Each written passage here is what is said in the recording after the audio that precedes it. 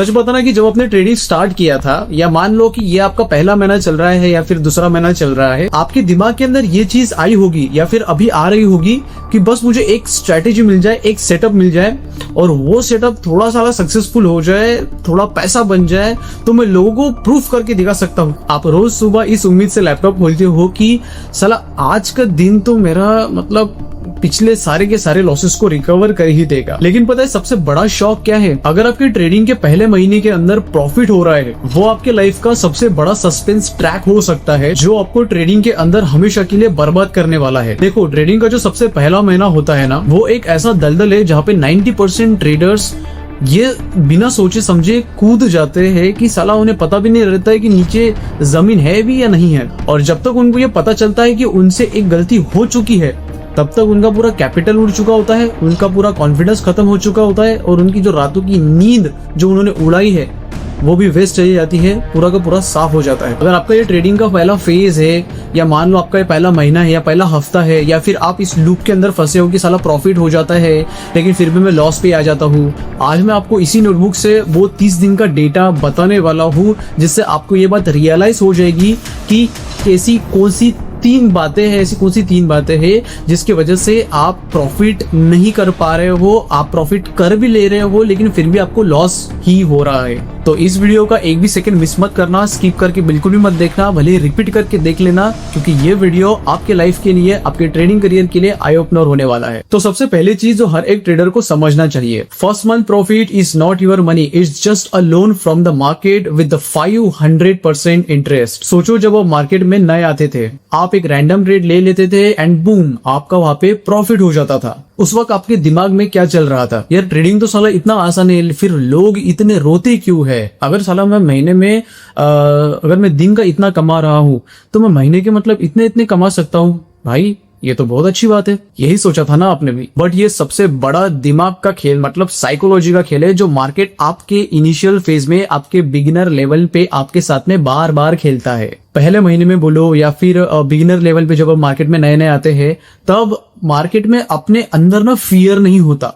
क्यों नहीं होता? क्योंकि हमने मार्केट के अंदर अभी तक वो बड़ा झटका सहन नहीं किया है। और जब डर नहीं होता तो आप बिना किसी हेजिटेशन के मार्केट में ट्रेड को होल्ड करते हो और मार्केट टेम्पररी फेज में आपको रिवॉर्ड दे देता है। आपको यही लगता है कि आप मार्केट में आपके स्किल की वजह से जीत रहे हो, लेकिन असली झटका तो आपको तब लगता है जब आप पूरे महीने भर में प्रॉफिट कमा लेते हो और महीने का आखिरी एंड में सिर्फ एक कैंडल बोलो या फिर एक ट्रेड बोलो, आपका पूरा का पूरा प्रॉफिट के साथ साथ आपका पूरा कैपिटल भी साफ कर देता है। अब पता है ऐसा क्यों होता है? क्योंकि आपको ऐसा लग रहा था कि आप मार्केट को अब सीख चुके हो, लेकिन यहाँ पे मार्केट आपको सिर्फ फंसा रहा था ताकि आप बड़ा कैपिटल मार्केट में लेकर आओ। अब ये थी उन 3 गलतियों में से पहली गलती। अब बात करते हैं दूसरी गलती की, जो होता है टेक्निकल एग्जीक्यूशन। देखो, अगर आपका बिगिनर फेज चल रहा है लेकिन फिर भी आपने एक महीना 2 महीना आपने प्रॉफिट कमाया, लेकिन फिर भी आपका प्रॉफिट बार बार जा रहा है, या फिर आप मार्केट में पूरी तरीके से नए हो,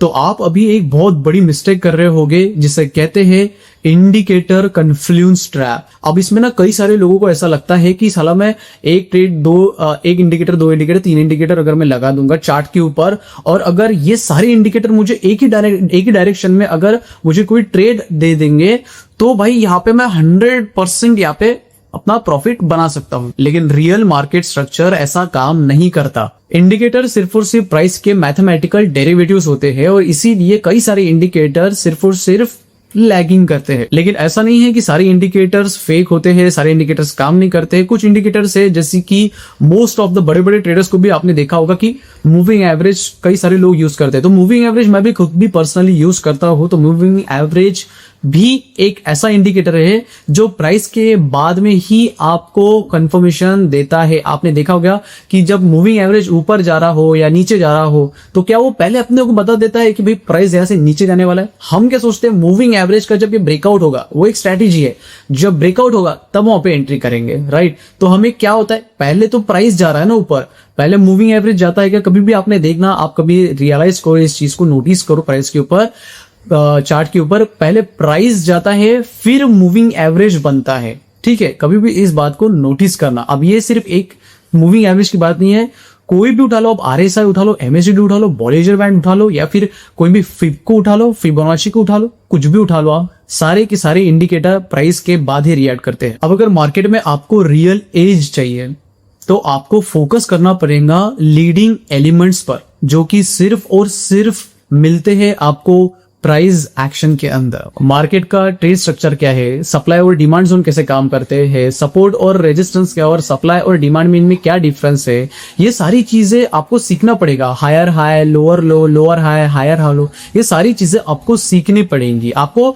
पता चलेगा कि जो इंस्टीट्यूशनल्स होते हैं उनके रियल एक्टिव पोजीशंस कहाँ पे वो सेट करके रखते हैं, या फिर वो कहाँ से मैनिपुलेट कर सकते हैं। मार्केट का एक्यूमुलेशन, मैनिपुलेशन और एग्जीक्यूशन, ये चीजें क्या होती है, आपको ये प्योर प्राइस एक्शन के अंदर ही मिल सकती है और कहीं पे भी नहीं। देखो, जब आप क्लीन चार्ट्स के ऊपर इंस्टीट्यूशनल लिक्विडिटी और ऑर्डर ब्लॉक्स को ट्रेस करना सीख जाओगे, आपको पता चलेगा कि यहाँ पे कहाँ पे मैनिपुलेशन हो रहा है, कहाँ पे ये सारी चीजें हो रही है, ठीक है, जो मैंने आपको इससे पहले भी बताई। तो आपको किसी भी लैगिंग इंडिकेटर के वैलिडेशन की जरूरत ही नहीं पड़ेगी। क्लीन चार्ट के ऊपर एग्जीक्यूशन करना, उसके ऊपर एनालाइज करना ही आपको एक डिसिप्लिन और एक प्रोफेशनल ट्रेडर बनाएगा। अब देखो, हम अगर डाटा को एनालाइज करें, डाटा की रिपोर्ट्स को अगर हम देखें, तो 100 में से 90 जो ट्रेडर्स होते हैं, ये ट्रेडर्स अपने स्टार्टिंग के 3 महीने के अंदर ही अपना पूरा का पूरा कैपिटल वाइप आउट कर देते हैं। और इसका जो रीजन होता है वो कोई स्ट्रेटेजी नहीं होता, ठीक है, उनका सेटअप तो सही होता है, लेकिन यहाँ पे प्रॉब्लम क्या होती है,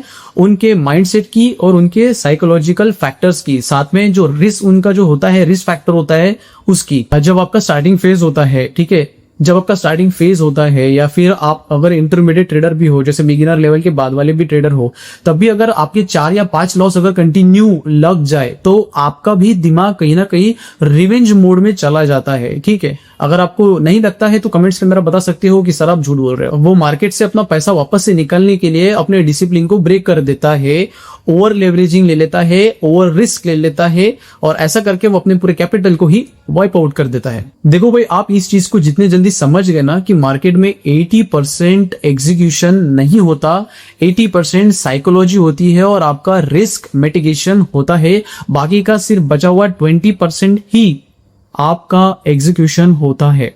तो बात करते हैं हमारे तीसरे नंबर की गलती की, flawless risk management and position sizing. देखो, आप अपने दिमाग के अंदर अभी इसी वक्त से एक चीज को डाल दो कि ट्रेडिंग आपके कैपिटल को प्रोटेक्ट करने का एक बिजनेस है। अगर आपका रिस्क पर ट्रेड आपके इक्विटीज का 1% या 2% से ज्यादा है, तो आप यहाँ पे ट्रेडिंग कर ही नहीं रहे हो, आप यहाँ पे प्योरली गैम्बलिंग कर रहे हो। प्रोफेशनल ट्रेडर बनने के लिए और प्रोफेशनल ट्रेडिंग के अंदर आपको सिर्फ 2 ही चीजें बचा सकती हैं। पहला, स्ट्रिक्ट पोजीशन साइजिंग। आपको ये पहले ही पता होना चाहिए कि आपके लॉट साइज के हिसाब से आपका स्टॉप लॉस कितना होना चाहिए, या फिर आपके स्टॉप लॉस के हिसाब से आपका लॉट साइज कितना होना चाहिए। और दूसरा, minimum 1:2 risk to reward ratio. अगर आपका रिस्क टू रिवॉर्ड रेशो कम से कम 1:2 है, मिनिमम 1:2 है, और आपकी स्ट्रेटेजी 48% भी काम करे, 47% भी काम करे, 50% भी काम करे, तो भी आप मंथ एंड में प्रॉफिटेबल ही रहोगे। तो पूरे वीडियो का टेक्निकल कंक्लूजन यही है, अगर आप अपने स्टार्टिंग फेज में हो, या फिर आपके बहुत ज्यादा लॉसेस हो रहे हैं और इस लूप पूल से आपको निकलने का है, तो अगले 30 दिनों तक ये भूल जाओ कि तुम्हें ट्रेडिंग से पैसा कमाना है। अपने पूरे फोकस को सिर्फ 2 चीजों पर शिफ्ट कर दो, क्लीन प्राइस एक्शन स्ट्रक्चर और डिसिप्लिन रिस्क मॉडल। अब अगर ये वीडियो आपको अच्छी लगी होंगी तो वीडियो को लाइक कर देना और चैनल को प्लीज जरूर सब्सक्राइब करना, क्योंकि आप अगर सब्सक्राइब करोगे तो मेरे को मोटिवेशनल मिलेगा भाई। जैसे मेरे को मोटिवेशनल इसलिए क्योंकि देखो, मेरे को पता चलेगा कि लोगों को कंटेंट पसंद आ रहा है। लोगों को अगर कंटेंट पसंद आएगा तो मैं आपको कंटेंट लाके दूंगा ना, मैं इसके आगे के भी पार्ट लाके दूंगा आपको, है ना, और भी अच्छी बातें करेंगे और अपन डीप करेंगे। मैं यहाँ पे कोई सेटअप वगैरह देने के लिए नहीं आया, मैं कोई ऑर्डिनरी बातें यहाँ पे करने के लिए नहीं आया आपके साथ में। मैं आपकी साइकोलॉजी का, मेरा सबसे मेन फोकस यही होता है कि आपकी साइकोलॉजी को सबसे पहले बिल्ड करना, सबसे पहले फोकस के साथ में उसको अच्छा करना, ये मेरा सबसे पहला फोकस रहता है। इसीलिए ये जो सीरीज है, अगर आपने ये आप फर्स्ट वीडियो देख रहे होंगे तो पिछले लास्ट वीडियो भी देख लो। आप दोनों वीडियो का मैं डाल दूंगा, लास्ट भी इस वीडियो के लास्ट में मैं डाल दूंगा, आप देख सकते हो। इसके पहले 2 पार्ट भी आप देख सकते हो। और चैनल को सब्सक्राइब करो भाई, फिर से बोलता हूँ कि अगर चैनल को सब्सक्राइब करोगे तो मोटिवेशन मिलेगा तो मैं कंटेंट आपके लिए और ज्यादा बेहतर लेके आऊं। तो चलो मिलते हैं अपन नेक्स्ट वीडियो के अंदर।